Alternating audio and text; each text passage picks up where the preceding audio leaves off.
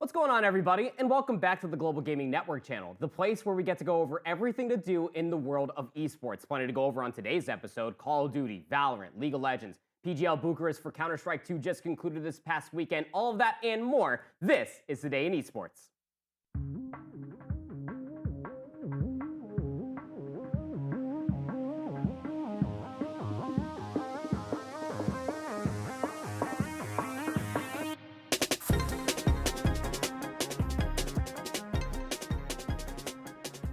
Hey everybody, thank you so much for joining us on this fine Monday. Hope you had a very safe weekend. My name is Andy. Joined with me as always is Chris. How was your weekend, man? It was great. As you said, we had a lot to watch and to cover this today, so let's go ahead and get into it. Let's start with the Call of Duty. Absolutely, it'd be my pleasure. Yeah, starting off with Call of Duty, of course, we did have a weekend of qualifiers to get on over, so let's jump straight into some of those highlights, starting off with the Minnesota Rokkr taking on the Carolina Royal Ravens. Minnesota Rokkr, again, underneath the microscope from their one-man change, bringing on world champ Kenny going up against the Carolina Royal Ravens. Now, they did play Skyline Hardpoint again, and you almost have to think that you have to stop challenging Minnesota Rokkr on this map mode combination. They are 3-1 post this weekend with only one loss. They lost it by 20 points, and that was the very first qualifier match that they ended up playing. They smoked Carolina here, 250. It was reached at the end of it, 1.48 for Nero, led the lobby in kills. He was a real menace. 250 to 101 was the scoreline for the map 1, but this went the entirety of the distance. So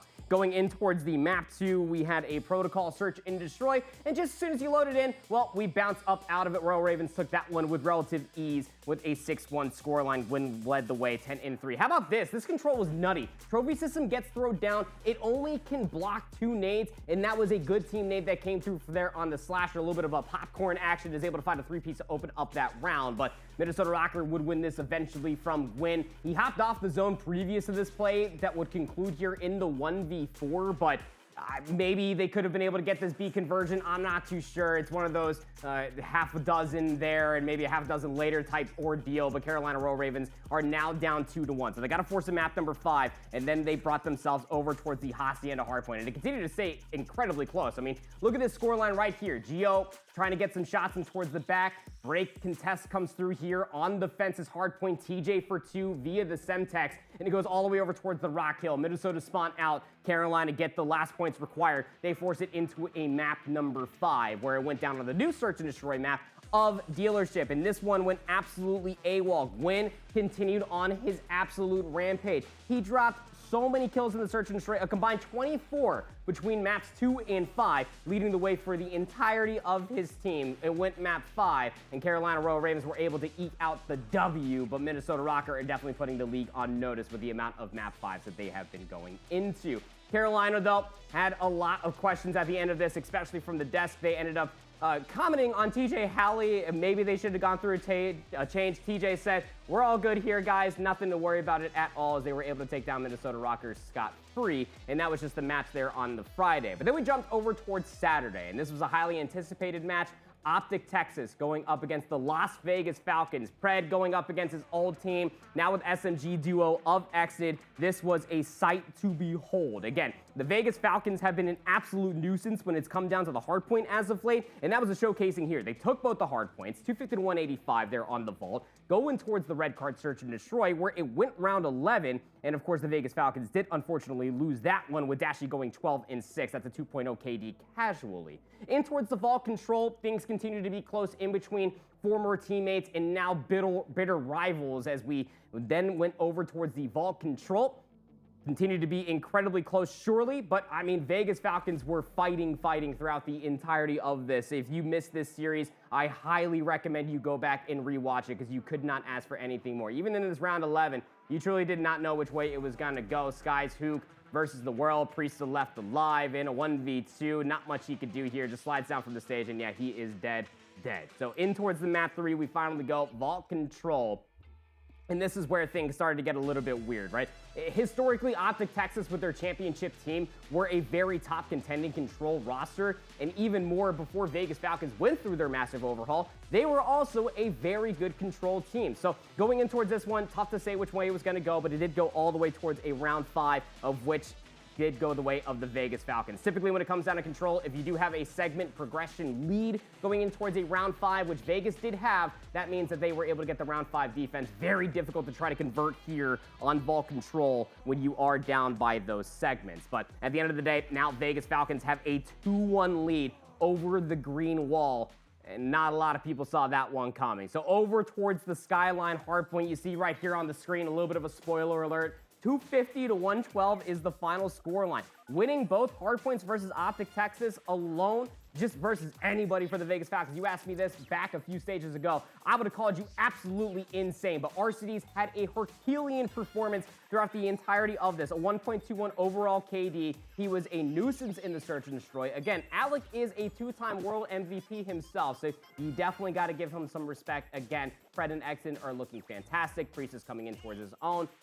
Vegas Falcons are still very far down in the depths as far as the standings are concerned. We'll get it down there momentarily, but we got to get over Sunday's match first. Toronto Ultra versus the LA Thieves. The last time these two teams faced off against each other was during Major 2, where Toronto Ultra did beat the #1 seeded team at the time, 3-0 on the main stage, stopping them dead in their tracks. Are Toronto Ultra just a top 4 team, or are they something a little bit better? Let's take a look at some of these highlights as we started off here on the Hacienda map #1. Ended up going Toronto Ultra's way, where they absolutely belittled them with a handful of damage. I mean, it almost felt like LA Thieves fully outslayed them, but Kleenex and Joe Deceives, the SMG duo for Toronto Ultra, have a never say die attitude. LA Thieves, though, they've historically always been a very good search and destroy and control team. You go back to when they beat Vancouver Surge in the minor tournament 2, they actually ended up doing the super duper Neslo where they lost the hard points, and then they took the search and destroy to control. That was a continuation here. They took the Hacienda, map #2, 6-4,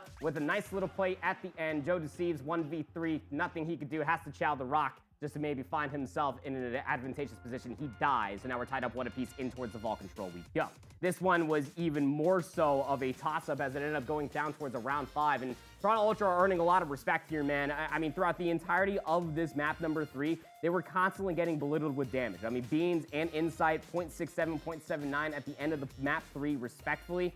Joe Deceives had the highest KD ratio on his team with a 1.06, but they still kept it in contention all the way in towards a round 5. And you know that there's one thing for this LAT team, they can definitely slay, and you can see that here. Ghosty up to 34 and 25. Same thing for Hydra as well for the round 5 win. They will eke it out. Skyline hardpoint for the map #4. LAT could definitely smell blood in the water. You felt like that this is where the game was going to be called, but Toronto Ultra had some very distinct different plans. Beans, TK may not matter inside of P3. It's very, very scrappy indeed, pun intended. But Toronto Ultra just continue to fight hard in this map #4. A 1.21 for Kleenex and a 1.31 for Beans. I mean, a 40 bomb from Kleenex doesn't hurt, but when you're shooting like this, yeah, I'm definitely going to take the Toronto Ultra, and that was a continuation in towards this map #5. LA Thieves got upset in a round #10. Mr. Benjamin freaking Beans ended up calling game 2.75 KD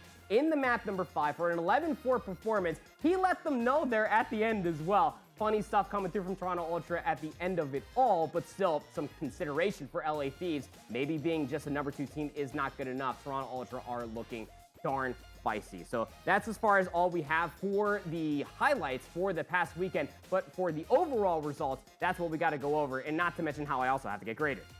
And graded you shall be. Let's take a look at the Major 3 qualifier week 2 results here and how Proper did with his Proper pick. So we're going to start with those Friday matches there. We'll take a look at these and see how he did. And here they come. Friday, unfortunately missing out on the Miami Heretics versus Texas. So let's take a look at these other ones and see how he did on Friday. Gonna take the Vancouver Surge, we get that one out, but ends up losing out on the Carolina Royal Ravens versus Minnesota Rokkr. Let's move on to Saturday. First, we have the Atlanta FaZe. We'll take a look at the rest of the picks here to see how he did on Saturday. And so far, not taking it too well. Did get the LA Thieves versus Cloud9 New York, but losing out on the other 3 there. So moving on to Sunday, we're taking Minnesota Rokkr versus Cloud9, loses out there. Vancouver takes it over Carolina Royal Ravens and loses out as well on the LA Thieves versus Toronto Ultra. So only getting that Vancouver Surge pick. So 3 out of 10. But you know, it's not too bad. It's just the qualifiers. We're all learning here. We're seeing how it's playing out going into the major. And of course, we love it here. So he has to get some of those spicy picks in. So we're liking it. But 3 out of 10 for this qualifier weekend from the proper picks. But let's take a look at the overall standings right now. Yeah, my bad, Miami Heretics. I did not mean to disrespect your flow with Super coming in towards the mix. Back-to-back upsets. I mean, I'll take a 30% with all the upsets that we did have. This is where Major 3 standings currently reside. Miami Heretics are the only undefeated team as far as their matches are concerned. I mean, that's just nuts. They only made a one-man change, but Super has definitely been the real deal. Vancouver Surge continue to be a real problem. And then LA Thieves are sitting there at the 3rd seed. The biggest consideration throughout all of this is actually Atlanta FaZe. They are currently sitting at 1-2.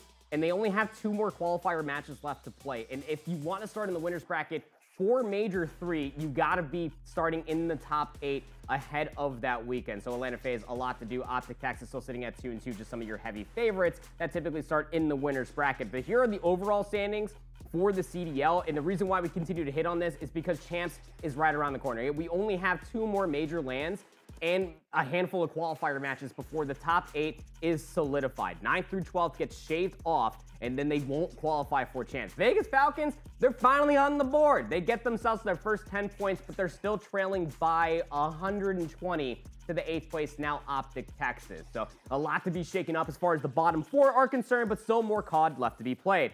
And that's all we got as far as Call of Duty is concerned. Now let's shift our focus over to Chris with some League of Legends. And what a fun weekend of League of Legends we had. We had 2 teams from LTA North that were undefeated going into the 2nd week, and what games we saw. But let's start out with FlyQuest's first 100 Thieves and see how that matchup played out. So jumping into the Rift, Inspired once again had inspiration for those FlyQuest fans as he pulled out an amazing Sejuani game once again. He'd end up going 6-1-7, but there he gets the first blood after the Renata falls off there. Is going to try to get the second, but doesn't end up getting. Aloya does get away. But here we go into this team fight around the Otacon. Gonna jump over there, try to get on the Quid. Not able to get the finishing kill, but it's gonna get back to his team. Realizes it's more important to be closer to the Otacon. Gonna get the kill onto the Xin Xiao. They'll be able to pick that up, and that's gonna give them the rest of the momentum that they need here. They're gonna find this final team fight that they're gonna look for.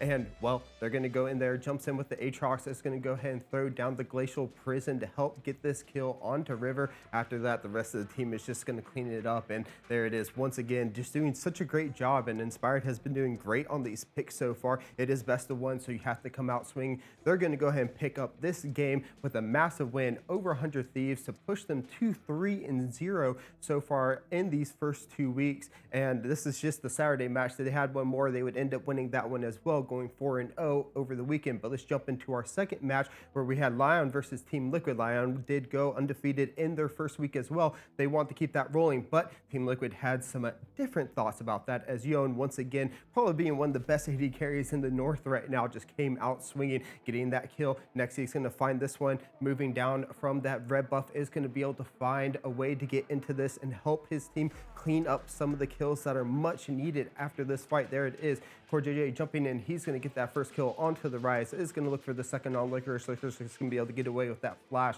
But now that he's here, they get away. And here it is, the Baron fight that would help in the game. You can see them getting the Baron. And then look at this. He sees where the Rise goes. There's going to be that ward in that top bush.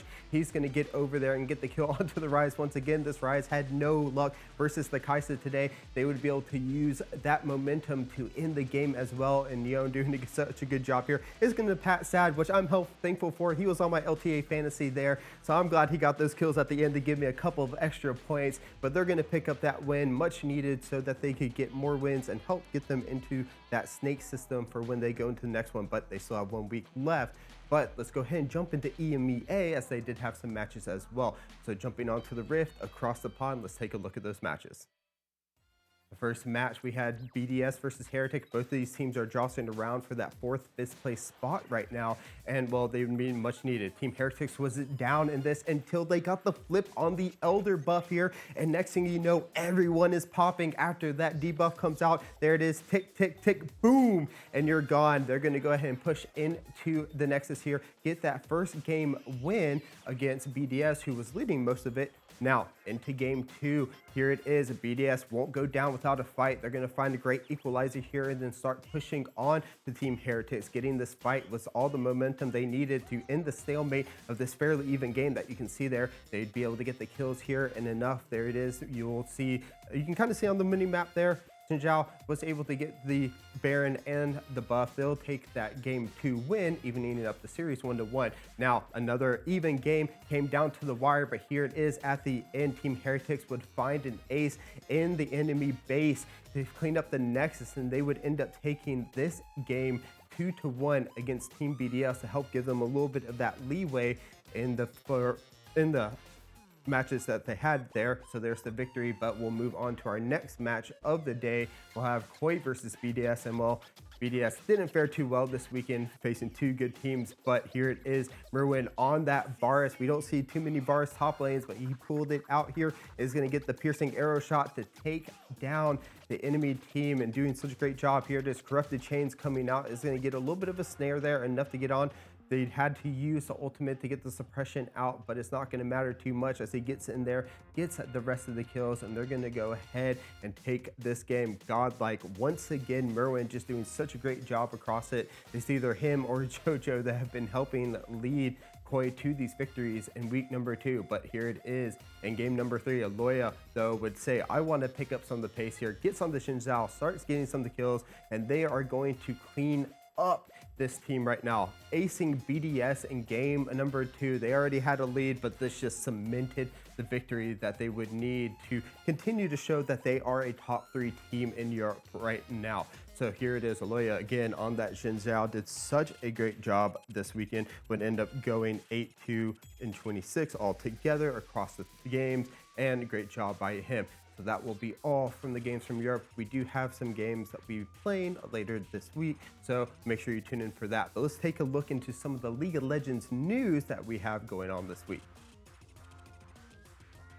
Oh, first the standings. I forgot who can't have standings. So we'll take a look at the LTA North standings. As I said, FlyQuest did end 4-0 so far. They're the only undefeated team. Lyon would end up losing to Cloud9, so they are right now 3-1 after their other win over the weekend as well. Cloud9, Kia will end up going 3-1 as well in their teams, and then the rest of the teams are finaling out as well right now. We'll go ahead and take a look at LTA South and how they're stacking up in the Southern Division of LTA. Right now, we have Vivo Key Stars with 4-0, Furia 3-1, Pain Gaming as well. Tied for 4th place right now is Leviathan in red. 6th place, Loud and FW7M, and then in last place will be IE, who have been unable to find a win after their previous. And then we take a look at LEC. Jumping into that, again, G2 Esports and Karmine Corp are topping out. Fnatic and MKOI leading in the 2nd and 3rd place, the 3rd and 4th place spots. Heretics, they get that win, but end up losing as well. BDS, unfortunately, with their 2 losses, is going to drop down to 6th. SK, Giant X, Team Vitality all in 7th, and then Rogue in 10th. All right, and then we're going to look at the schedule for LEC. LEC does have their game starting on Saturday. 3 games. We'll have Fnatic versus Rogue, Giant X versus Karmine Corp on Sunday, Vitality versus Heretics, and then BDS versus G2. On Monday, we'll have SK versus Rogue, and then MKOI versus Team Vitality.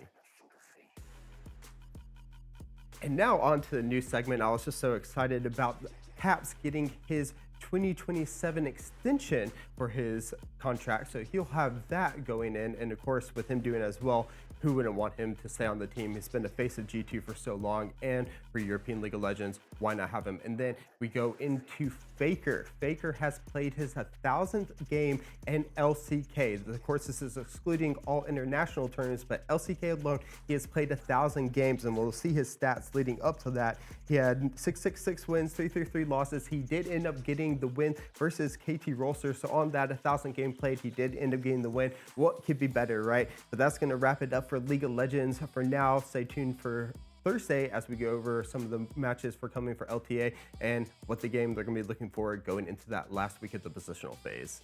I just think it's extremely impressive how Faker himself actually has more games played than champions do in the actual game of League of Legends. It's just a nuts statistic when you actually think about it. But let's keep our sphere encompassed around Riot. Now we're going to go over towards our tactical shooter, aka Valorant. Starting off with VCT Americas, we had matches that did conclude this past weekend, shaking up some different seeding as far as the groups are concerned, but maybe not so much. I mean, when it comes down to it, Leviathan did end up taking at least one map versus G2 on the 11th. Loud did take a map versus Sentinels, and then we ended up having EG beating Crew. Put a pin in that one. Here's the current standings of how things are looking. Group Alpha are already solidified. 2G and Loud are out. Like I said, Loud did take a map this past weekend, but it doesn't even matter. EG, Sentinels, Crew, and 100 Thieves. That is your 4 teams making it to the playoff bracket from Group Alpha, especially with EG getting that W versus Crew. Without that win, they probably don't find their way in towards the playoffs. Now for Group Omega, G2 Esports did finish undefeated through this week. They will have one more week of qualifier matches, but the most important thing to look at is that 4th and 5th place. Furia will be relegated. No W's so far. They don't have any head-to-heads, so they will not make it to the playoff bracket. But NRG versus Leviathan, now that's the exact series that we're going to be taking a look at going in towards this next Thursday. They are slated to play each other for the last series, and you cannot have asked for a more close 2 teams to be facing off for that final spot out of that group. So here is the schedule coming in towards next weekend. G2 versus Cloud9 should be a banger. MIBR should be getting away with an easy dub versus Furia. Sentinels versus 2G could be a good litmus test to really see how Sentinels do look ahead of playoffs. 100 Thieves versus Crew sounds like a good time, and EG get another good test ahead of playoffs versus Loud. And then as I was saying, that very last series will be NRG versus Leviathan are going to be fighting over that final playoff spot. And I could not have asked for a more better send-off as far as VCT Americas are concerned. So you want to make sure that you tune in on Thursday. We're going to do a nice little head-to-head on how those 2 teams do stack up against each other. But don't forget, across the pond, we are having matches as well. Thursday and Friday saw matches for VCT EMEA. Let's go ahead and take a look over some of those. The first match on Thursday, though, was Team Liquid versus Foot. Team Liquid would take an easy 2 over Foot, especially with that 13-1 win on Lotus, and they would win 13-9 on Split after that. But let's take a look into one of the more important matches. Team Heretics versus Vitality. Team Heretics would end up getting the 2-0. First, they would go to Haven, which they would end up winning 13-10. First half was even 6-6, but Team Heretics would finally find the wins they would need in the second half to go ahead and pick up that round. As we can see here, very first close half for both teams, but second half, it was finally Team Heretics who were finally able to start finding some of those wins here. We see the pistol round coming out. They get the win there. Team Heretics going up, going to get that 13-0 win before they move on to map number 2, which would go to Icebox. Icebox, though, Team Heretics would get the lead in the first half, leading 7-5 here. A little bit of a consolation prize getting that 5th round at the end, but unfortunately didn't lead to too much. Second half, it was all Team Vitality. Vitality would end up getting those wins needed that they would, or sorry, Team Heretics, though, would get the wins needed that they would go through, would end up getting the wins. Take it 13-6, taking the series 2-0. Miniboo and Woot both had 42 kills and 26 deaths. Taking a look at Friday's matches, we had 2 matches as well. First was Apex versus Fnatic. Fnatic would end up winning that 2-0, but let's go ahead and take a look at Karmine Corp versus M8. Going up to Haven, M8's pick would start out fairly even between both of the teams. M8 would lead the half 5-7. We see the pistol round coming out here with M8 taking that, but they would end up getting the last round needed here to end it and send it over to the second half. Now going into the second half, KC would flip the switch, and then they would go ahead and get the 7 rounds needed to win that as well, with 5 rounds going over to MA, but the teams are going to overtime with Karmine Corp winning the 2 overtime rounds needed to win map number 1. Now onto map number 2, on to Pearl. Well, this one wasn't even really close. Karmine Corp said they had enough of that back and forth between both the teams and just decided to win this one 13-2. They really wouldn't let MA come into this one. We see here just perfect gunplay from both of the teams, getting the kills needed, and they just said, well, once we're going to the second half, we're just going to win out here. They won the last 3 rounds needed in the second half to win and give them the 2-0 victory over M8, and, well, to give them another win in their group stage here. So we'll go ahead and take a look at the group stages and how the teams are stacking up in the EMEA. So looking at Team Alpha, our Group Alpha here, we have Fnatic up 3-0 right now, leading their group with Team Heretic, Vitality, Na'Vi, APEC, and Giant X are still looking for more wins to make sure that they can move out of the groups as well. Group Omega, Karmine Corp having that win, going 2-0, Liquid 2-1, BBL 2-1, Boot 2-1, and then General Mates with that loss will be 1-2, and Koi 0-3 right now. So that's rounding out the group stages so far and the standings that we have. Remember that we are going to have some matches Wednesday before our next one, so let's take a look at those. On Wednesday, we'll have Vitality versus Apex, and then Team Liquid versus Koi. On Thursday, we'll have M8 versus BBL, Giant X and Fnatic, and then rounding out Friday, we'll have Karmine Corp, Food, and Na'Vi versus Team Heretics. And that's all we got as far as VALORANT is concerned. Make sure that you tune into the other regions that are happening. Pacific and China are competing against each other at the wee bits of the morning if you are a casual gamer and wake up at noon on the East Coast. So let's go ahead and put the games on the shelf just for a short little while, and we're going to take a look at what the news was going on with throughout the entirety of the weekend. Starting off with the ALGS. ALGS has been continuing on and ramping up as the weeks go on as they're preparing for their New Orleans major LAN that is going on in about a month's time. An achievement unlocked. Gamers Outreach charity event Gamers for Giving reached 1.5 million in charity over the weekend. Thank you for everyone who donated to that and for Gamer Outreach for hosting that event. Professional Warzone teams are being announced for rosters with a lot of heavy-hitting favorites from the World Series of Warzone and the EWC preparing to kick off in weeks to come.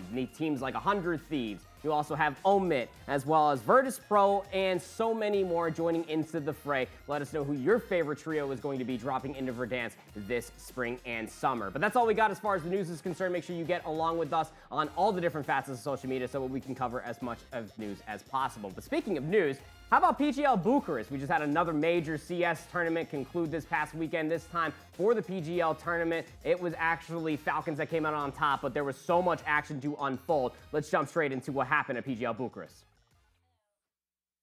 Starting with the round one results here, we have Mongols versus 3D Max, and what could we say? We saw, as we said, 3D Max top on Mongols, Complexity crushed the Falcons for Adams, shocked Virtus Pro, and Astralis edge phase out, G2 and Furia pretty much rolled. Now, moving on to round two, it brought more chaos. Gamer Legion stunned the Falcons, Complexity beat Furia, Apogee upset Mongols, and in round three, moving on to that, we have a lock, G2, 3D Max into the playoffs, Apogee's eliminating Astralis.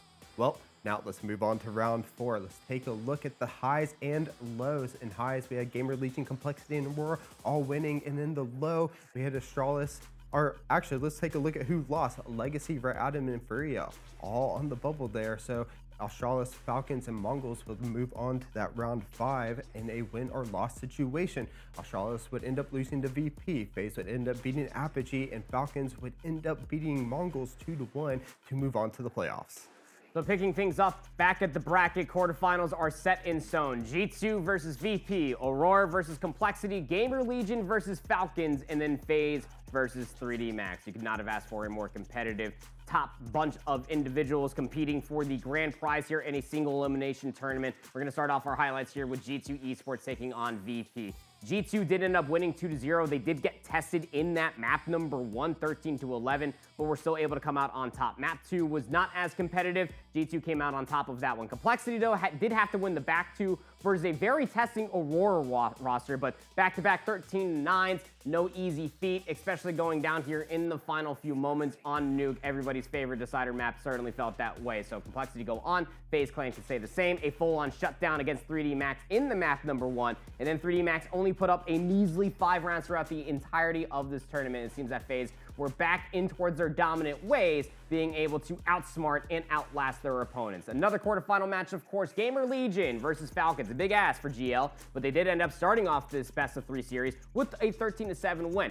It continued to be the same scoreline, 13-7 through maps 2 and 3, but Falcons eventually did win, especially through these last few plays at the end of it. And also Magisk had this to say at the end of it. He should certainly be happy after that performance as Falcons go through to the semi-finals. And you also get revenge against the Gamer Legion that kind of ran you guys over last time. Was that in your mind at all? Was it an easy thing to just reset coming into this series? Did you want some revenge? I mean, obviously we wanted revenge because, you know, that's we're in the playoffs now, so winning every match is important. So, no, I mean, Gamer Legion has been playing some good CS. To be honest, I think the first 2 days we didn't really arrive in Bucharest as a team, but also individually. And yeah, it was, to be honest, just a fiesta. So I'm happy that we managed to go from 0-2 to 3-2 with all the noise and all these type of things. So yeah, it's been a pleasure the last 4 days. I think we are improving from game to game, and that's obviously always a good feeling. Insightful interview by Magisk there, but let's go ahead and take a look though at the bracket going into the semifinals. G2 will face off versus Complexity and Falcons versus FaZe. Let's go ahead and jump into some of those matches. Jumping into G2 versus Complexity, and well, the semifinals, they were intense. And well, m0NESY again doing what m0NESY does, was unstoppable, dropping 20 kills on Anubis here, and G2 doing such a great job coming out, would end up leading Anubis 13-8, and he would have a 101 ADR. Seeing here the op coming out, getting some of the good kills there, and G2 just doing what they needed to get the win versus Complexity here on the first map, and well, leading them into the second. Second would end up going to Dust 2, and Complexity would be up 7-5 at the half. Thank the Hellzerks to 10 kills, but m0NESY would end up having 23 kills in the series and lead G2 to a comeback, ending 13-9. Clinching a 2-0, they would need this massive to go into it, and let's jump into the second match here. In the second, G2 getting that 2 win to go to the finals. Next would be Falcons versus FaZe, and it would be a banger. Nuke went to Falcons, and it would be 14-4. Tessus and Kazix owned, while FaZe's Rain and Kerrigan went 0 for in the second half. And this would be exactly what Falcons would need to start leading their team up to go to it. But let's go ahead and go to Ancient. Ancient would go to overtime, and FaZe would rally. Frozen's had 25 kills, securing a 16-14 victory. And this is exactly what they needed to push it to that game number 3. And well, the game number 3 and all on the line to go to the grand finals. But it would be Falcons who would win it on Mirage, which would be the decider map. Drexler would end up having 25 kills, and he would help power Falcons to a win 13-10 before going to the grand finals. Congratulations to Falcons for making it there. FaZe fought valiantly, especially after only putting up 4 rounds in that first map, but that means that our grand finals have been solidified. G2 win versus Complexity 2-0. Complexity will go down to that third place match to face FaZe after they lost to Falcons 1-2. But G2 versus Falcons, let's be candid, everybody saw this happening, especially with how they were performing in the early get-goes for quarterfinals and grand finals. Well, the stage was set. Let's go ahead and take a look at how that series did go down. Again, it's no longer best of 3, it's a full-on best of 5. And you know that the Falcons are definitely looking to make a name for themselves, especially in recency for how things are going to be turning around. You know exactly what I'm talking about. The grand finals did bring Falcons versus G2 with m0NESY in his final G2 run before joining on the opposite side of the stage with the Falcons against that exact team. Map 1 did start off on Mirage, and that was an absolute Falcons clinic. Keep in mind that G2 did end up picking Map 1, so you knew that they probably wanted to start this one off with a heavy leading foot. Was not the case at all. 13-5 was the final score, and Dexter, soon to be replaced by m0NESY, led with 21 eliminations and only 9 deaths. Outshining m0NESY's 9-11 first half, G2's defense absolutely crumbled as we then had a 1-0 lead within the grand finals throughout this map number 1. A little bit of a team difference if you ask me. I mean, Falcons just made all the defensive setups look absolutely silly. You had so many clutch situations such as this one right here. Elongated 1v1, Mobs thinking that he has the angle. No, just gets one tap, bang, 13-5. Map 1's done.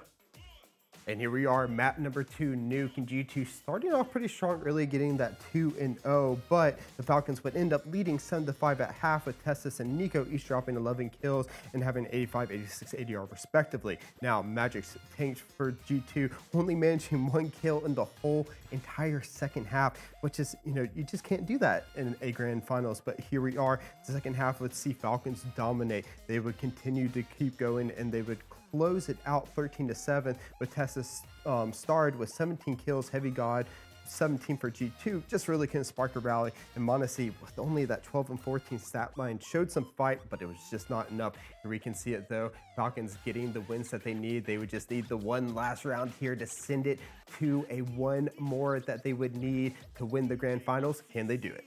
Map number 3, you almost felt like was going to be a dooming consequence. Not winning your first map pick. You have to win map number 3. If you are G2, it goes over towards Ancient. And, well, the Falcons took a 7-5 halftime edge. Nico shining with 9 kills at a 101.2 ADR. HeavyGod did keep up with G2, and they kept it close, going 8-7. But Nico erupted in the second half, dropping 21 kills for a 13-8 win and a 3-0 sweep. HeavyGod and Modesty fought hard, 21 and 16 kills respectfully, but the Falcons were relentless. From Swiss Stage, Brink to Champions, the Falcons' run were absolutely epic. Even in this final map, 12-9 as far as first kills are concerned, you felt like the first duels were always in their favor for a total of 31-28. Their trades were that much better, their strats were that much better, their defense, everything was that much better. Modesty will be joining this team, probably making them that much more unstoppable. PGL Bucharest was pure CS2 cinema. For you, Dexter, this has been a long time coming, something you wanted to fight for. You make it to the grand finals despite not knowing what the future holds, everything that's going on around you, the noise as well in the team. Now you stand there as a champion lifting your first trophy. What do you want to say? I mean, first of all, thank you everyone who was supporting us. It's amazing. It's my first trophy. I worked so much for that. I mean, some of my teammates also winning it for the first time. Yeah. 7 years, I think, or 8 it took for me to win it first time. I don't even know how to lift the trophy in correct way. It doesn't matter, you'll learn. And I mean, I just want to say to everyone who is watching and who wants to become a professional player, it might be rough sometimes. You might have faced a lot of troubles. The thing is, the most important is the work that you put on it and in what do you believe. Sometimes the situations are not towards you. You need to keep going and keep working.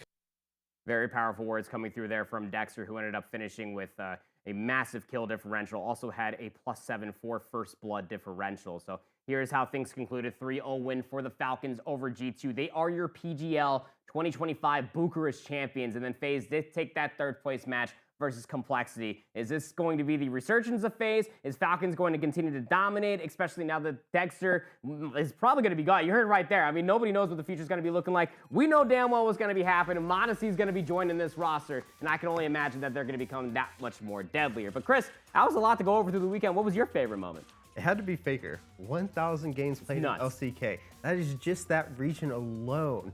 And winning against the KT, we have the KT Showdown, the Telecom Showdown. He ends up winning it as well. It's a great job, and I'm just excited to see how much more he's willing to play. I want to see a couple more championships under his belt if I can get that Ari skin and see more trophies on it. But such a great job. Dexter as well. Good to hear him getting that win. You can see the passion coming out after that win as well. But I had a lot of fun this weekend. Yeah, there was a lot of action, and that just means that we have to open up our hearts for all the more action that's going to be going on throughout the entirety of this week. But what was your favorite moment from this past weekend? Was it COD? Was it VALORANT? Was it Counter-Strike? Or were you like Chris and myself, were you just hyped to see Faker play his 1,000th match? Let us know in the comments down below. Subscribe, like the video, do all the things, and get intertwined with us in the conversations on social media for the Global Gaming Network channel. On behalf of all involved, this has been Today in Esports.